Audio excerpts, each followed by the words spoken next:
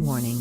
This review of Black Mirror contains spoilers. Black Mirror Season 4 Episode 6. There are a few metaphors you can hand out to the final episode of Black Mirror Season 4. It's the Ripley's Believe It or Not, or Island of Misfit Toys, whereas the main character Rollo Haynes says, the Madame Tussauds of Black Mirror episodes. Black Museum is an anthology within an anthology, a narrative structure we've seen on the show before with a White Christmas special starring the irreplaceable Jon Hamm. There are quite a few parallels to be made between Black Museum and White Christmas, though the former fails to reach the emotional highs and gut-wrenching twists of the latter. What Black Museum does bring us are three loosely intertwined stories that could have been fleshed out into episodes, but still work well in abridged form here.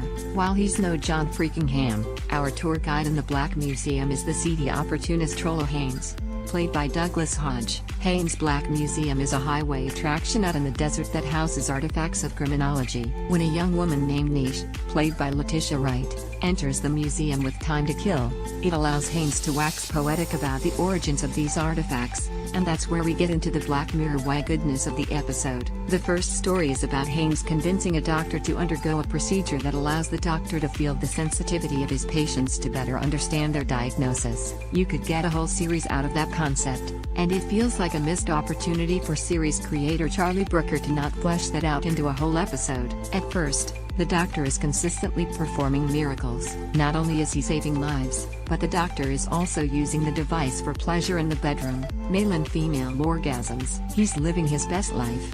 Only there has to be a but.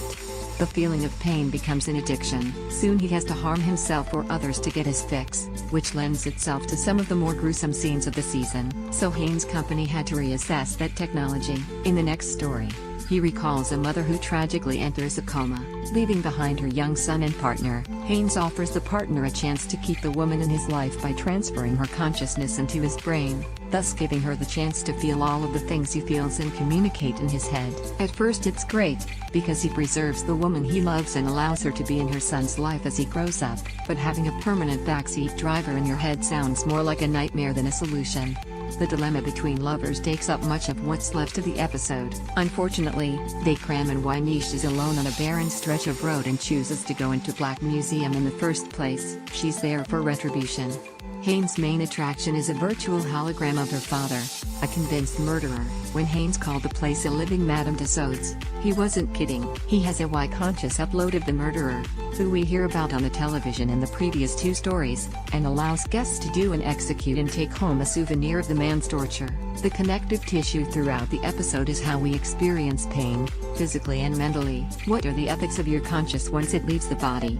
It's one thing when you put a woman into a teddy bear, but the government clearly has overlooked the torture of a deceased inmate's digital presence. Seeing anyone, even a murder, dehumanized for a highway attraction is a tough sight. While Black Museum raises some thought-provoking ethical questions, it doesn't really hang around long enough to do any of them justice. Though Niche and her mom can finally be at peace, still, I'd like to see a Rollo Haynes spin-off and find out what other technological misfires exist in the Black Museum. Black Mirror Season 4 Reviews. Episode 1, USS Callister. Episode 2, Archangel. Episode 3, Crocodile. Episode 4, Hang the DJ. Episode 5, Metalhead 3. 5